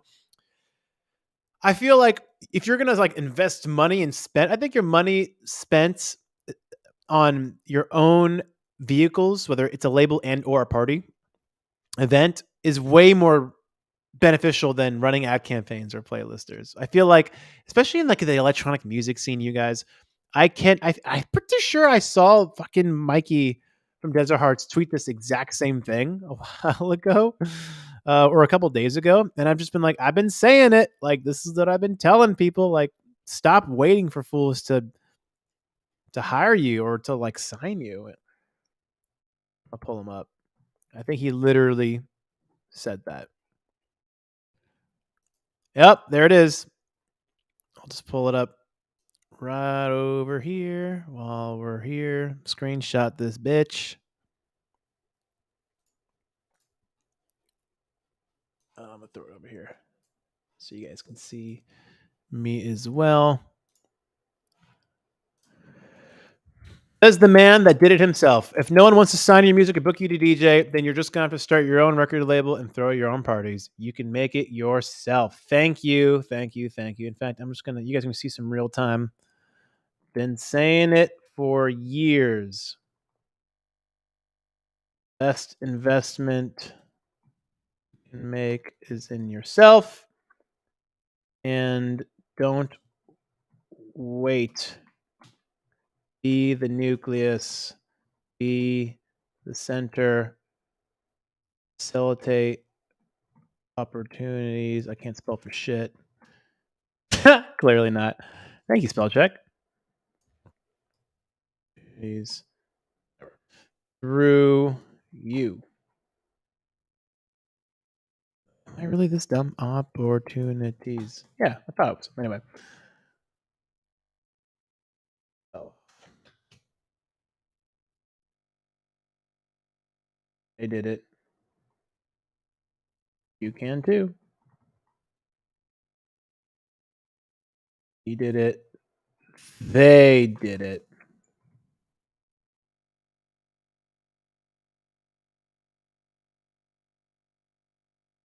The center will be through you and others like you. Desert Hearts.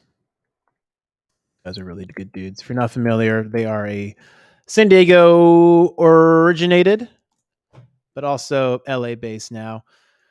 DJ crew. And yeah, dude, they literally did not wait. They just started throwing their own parties.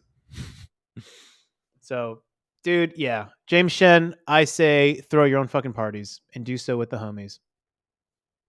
Straight up. I'll do it myself. Exactly. Yeah, man, that track is ready to go. You're good. Definitely dance floor ready. I guess the other component of this would be what's your angle? You know, this is another discussion we can have about branding, but you know, Desert Hearts definitely had their own angle as well. It wasn't just house and techno, like they had their own like kind of hippie ish element to it as well. So keep that in point. Keep that as well. Here's one. Here's interesting. Would it be best to test these kinds of tracks in a club? Of course. Always, you know, and like as a DJ, I'm pretty sure that's what he does too, but that's always the primary place of listening, dude. So that's the place to do it. And did he ask a question? I think he did ask a question. Yeah, let's pull you up. James Shen asked a question as well because he submitted through our type form. And he submitted the link. Let's go ahead and share his question. And again, if you guys have any questions or answers for him as well, throw them in the chat. Let's get your face off my thing. There we go. Where is James Shen, your question. Where did your question go? Here we go. His question: how to get booked by promoters aside from continuing attending their events and hoping to give. We just talked about it. Dude, that's enough. Just like throw your own events. You're at a point now. I'm not even going to answer this. We already talked about it. Throw your own party, dude. It's time. I think you are at that point where your music is good enough, and I feel like you have something to prove now, and you're at a point now where you need to get to a point where you cannot be ignored anymore because that music is ready to go. Full stop. We're done. Support the homie. If he's got a party, go to it. All right. 808 Diffraction. Good to see a new face submit. That's the name of the artist project. In fact, let me go ahead and pull up his SoundCloud. All right. Ooh, interesting. Ooh, where is this going to go from? All right. The track is called Between Lands, and the project itself is a beat collab that started at a beat battle. All right. Shout out to Nightmare Beats, he says. And anything about the track? Trying to blend genres, style, and slide bass in my battle beats. Interesting. Let's pull this up. Let's have a listen. He's got a question too. I'm going to screenshot this, and we're going to pull up his gram and check that out as well. In the meantime, here is 808 Diffraction. Where the hell did my thing go? Okay, here we go.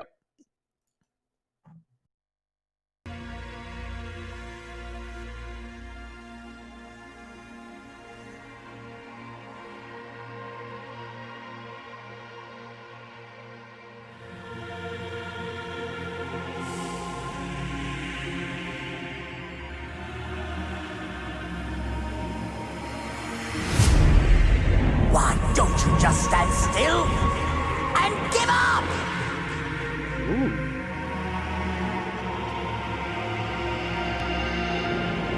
Let me see what you've got. Why, you worm! You dare to mock me?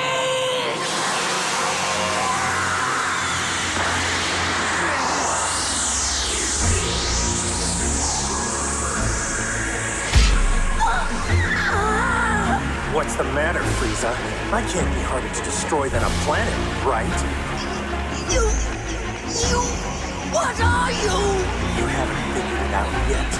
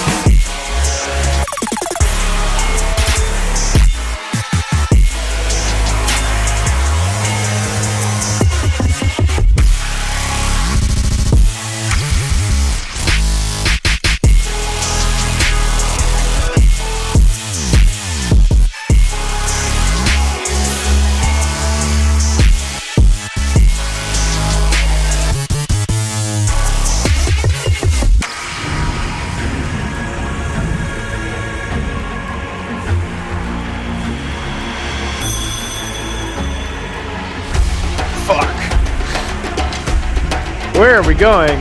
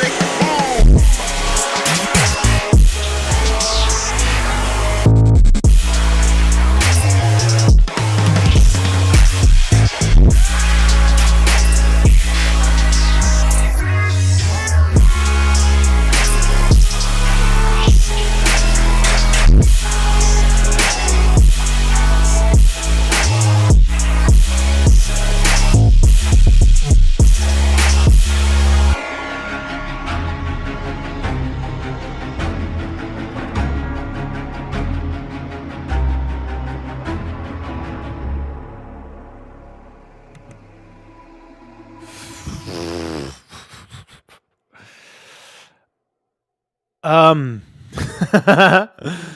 well, that was a showcase in production. God damn, 808 diffraction. First of all, what is the etymology of that name? I'd like to know where you're coming from on the name side of it, dude. But damn, let's see. Oh man, we'll pull it up. Complexity in the Weasel. Damn. Let's see. Chris Kane's about 18 now, I believe. Known since he was 16, been a beast. Yeah, there's this one section here. The Arabic rhythm and drums and build took me out. Literally got out of my chair. Damn, son. Uh, there is a lot going on here. He says the process by which a beam of light or other system of waves is spread out as a result of passing through a narrow aperture across an edge, typically accompanied by interference between the waveforms produced. Did you Google that? Or is that something you have on top of your head? Oh man, that was nutty, dude. That's funny. Where are we submitting? I don't read the barcode language. You can also go to theartistpro.com, by the way. If you want to submit, you can also go to theartistpro.com. But yeah, you can simply scan that too if you want. Yeah, this thing was all over the place. I mean, correct me if I'm wrong. Actually, you know what? I do know this is correct because you said this is part of a beat battle. This totally sounds like it's from a beat battle. I don't know what kind of audience would be into this other than producers themselves, musicians and producers themselves that could listen to this and be like, damn, that's some depth. Like, that's really, really good. I feel like given where you're at, because it sounds like you're relatively new right now and you're still kind of finding your way through and what your sound would be, keep doing more of these, dude, because I feel like the more of these kinds of showcase exemplary explorative pieces, I feel like this is where you start laying the foundation of your style and your sound. And I feel like you can always dial things back if you need to produce like a fucking beat for some rapper to rap on or something like that. But I feel like the deeper you go into this realm, the more you that you're gonna come back with. Does that make any sense? I feel like you got to keep chilling here. Just to spend more time in these like layered, rich, deep, complex kind of worlds, and then bring back as much of you and the you want to bring in front of us when you have to dial it back for lack of a better word, commercial purposes. Does that make sense? So yeah, dude. I mean, I wasn't so much like listening for like things to critique or feedback on. I was more just kind of there for the ride. And boy, was that a ride. And it sounds like this is also a kind of a collab as well. But like, dude, this was nutty. This was super nutty. Let me pull up your question because you definitely had a thing here. Oh, the impulse here. It may lead to a niche audience. Yeah, again, like there are certain people, and I know them that like love this kind of music because number one, it is that journey. Two, oftentimes those people, this is just my experience. You guys tell me if you've seen something different. Normally, the people who are into this kind of stuff as a genre have like really nice sound systems, and they love using this kind of stuff to really flex their sound systems. So there's that. But in terms of just like the kinds of collabs you can do, like I feel like there's so much shit you could possibly do if you worked with like other visual artists and like you guys did a project together that was more multimedia. I feel like there's an opportunity there. If you can really like nail this kind of shit, like this kind of worlds colliding, sucked into a black hole kind of audio experience, holy crap. If you lined up with the right kind of visual people to do collabs, that's like the name of the game. You know, oh, Chris Kane literally said this exact same thing. There you go. Like cool animations, but more specifically, like a project, like an audio visual project, I feel would be really fucking cool. And that might be like the next route for you, I think. Multimedia art could be a synergy that elevates both audio and visual collab. Yeah, I think that's kind of another thing I'd keep my eye on, dude, for you. And also, I, as someone who works with a film composer and as someone who does composition myself, I hear seeds of a film composer or a TV composer or a video game composer here because you didn't submit verse, chorus, bridge, chorus. So you submitted an experience, dude. You submitted something that took us somewhere, that created different textures of and layers of emotion. Being that you're only 18, I hear what could be the seeds of a composer, of a film composer, TV composer, video composer. Mark my words. What's today? March 13th, 2023. if you go on to do that, dude, I said it first, but I totally hear the seeds planted of a composer here. And he says he's working on a visual project now as we speak, but he can't talk too much about it. Word, word. All right, that's cool. Fine, be that way. His question here now. I'm gonna pull it up. I started at age 11. Now I'm 18 in my last year school for sound engineer. How can I best as independent artist advertise my music and brand? Again, that's a huge. Keep watching this show, dude. I think keep joining us every week, and you'll get all kinds of tidbits because that's a very broad question. However, you said it's your last year. See, I just need to know more about what your goals are, like for sound engineering, sound designing. Like what do you want your outcomes to be? Do you want to be your own artist? Do you want to collaborate with other artists? Do you want to do compositional work? I feel like there's so many more things I need to know about you. And if you keep joining the stream, I feel like we'll get to know you a bit more and a bit further. And on that note, let's actually quickly check out his social media because he did submit that as well. The Instagram. Let's take a look what we got here. I think I gotta zoom in a bit more. Can y'all see that? Yeah, there we go. All right, so right off the bat, dude, we're gonna need a bit more about you. I mean, you can change. Okay, so Ryan is the name, but like, this is your one an opportunity. Like, all right, what about you? You just threw me a link there. I got to see more about the personality. Like, and it's okay if you don't really know that yet, because it sounds like you're still kind of working on things and kind of figuring that out. But like, what world? Like, you, dude, you just sent me a track that's so like otherworldly. Like, I need like you can like where are we going when I click on your Instagram? Like where are we going? I need to get a little bit more information about what makes you different, who you are, what you're about, obviously. This is all gotta go. Saying it right now. All the text in the wording, I mean, it's all gotta go. This is nice. This sounds like you accomplished something here. Yeah, again, it's just not. I feel like in this era of like visualization and like visual content, your only people who might be into this are like your friends and family, and you're trying to meet strangers. You're trying to attract yourself to absolute strangers. Like I videos of maybe of how you manipulate sound design as a sound designer, as a sound engineer. Like actually, if you want to see a great account for you to check out, man. I don't know if you're already familiar with him, but he's also Dutch because I heard that you're in the Netherlands. Check out Tantu, man. I feel like there's so much you can learn from this dude, particularly as a sound designer, because he is all about like sampling all kinds of crazy shit. But look at his format: vertical video, captions, quick cuts. It's entertaining. You know, like he knows actually how to like keep you engaged. And so, yeah, I think he lives in Berlin right now, but he's a Dutch producer. If you're on that BeatStars game, you definitely may have seen him around as well. Yeah, check it out. There he is with Denise, the guy we were just talking about. How funny. Yeah, I feel like this is a great account for you to check out because you'll see he does a great mix of personal content, entertaining content, showcases himself as a sound designer, like right here. Um, but I feel like you can go in a different direction by really adding another layer of like mystery and intrigue and like crazier themes. I mean, like that Dragon Ball Z reference was obviously there. Like there's so many other things you can possibly do as well, but that might be a great account for you to check out. Impulse, one of your favorites gets. Yeah, dude. Remember me. Confucius, I don't know anything about music, and that seemed complicated as fuck. You got talent for it. Keep going.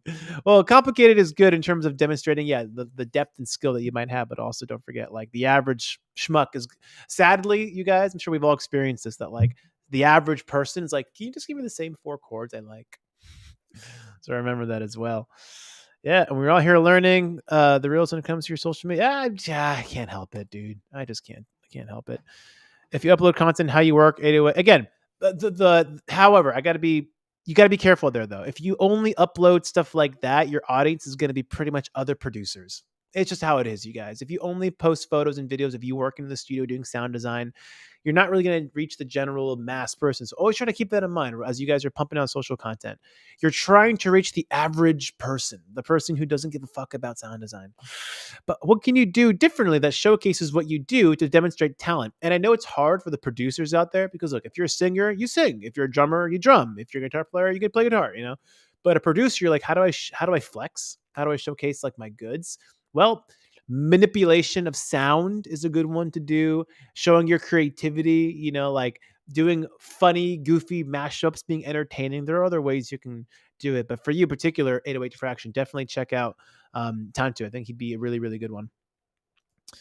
I didn't roast. I was just being real. All in the form of positive construction. He says, I got hacked last year on my Instagram and took down my pictures. Ah, brutal. That sucks. And he says here again, then send around amongst my friend, my teachers, one money. Oh, that's wow. He says, I'm scared to upload. Oh, that's not good. And he says, everything I learned is through YouTube tutorials. Yeah, dude, for good reason, because YouTube is the shit. But stick around, man. I really liked what I heard. I really want to get to more of what you have to show us. And this was supposed to be an hour stream when we're doing, I just did 2 hours. I got to get to my session, you guys. But yo, Confucius, I did see your submission. I will get to you top of next week. So you will, in fact, I'm making a note right now. Kickoff show with Confucius.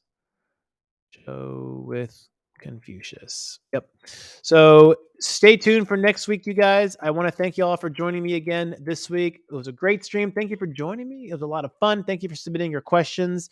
Reminders to please tell a friend if you can about the show. It looks like some of you guys, if you guys already have, so I do appreciate that. If you want to support the show financially to keep it going, that'd be nice. That's always appreciated, but you don't have to. It helps me. But if you want to support me in other ways and support the show, just tell a homie, bring him here. We're all learning together. And if you have questions or you want me to cover a specific topic, like someone asked me about time management, so I did a whole show on it, please let me know. Send me a DM, submit something in the submission form. Anything you guys got to do to get a hold of me, I'm pretty easy to get a hold of. So please do that. And that's basically it. Yeah. Again, I appreciate you all for joining me. Some of y'all every single week. Hopefully those that are new come and stick around. We'll make this your show too. But I want to thank you all for kicking it with me and have a lovely rest of your week. And I will catch you all on the next show next week. Same place, same time, same shit. I'll catch you all later. Peace out, you guys.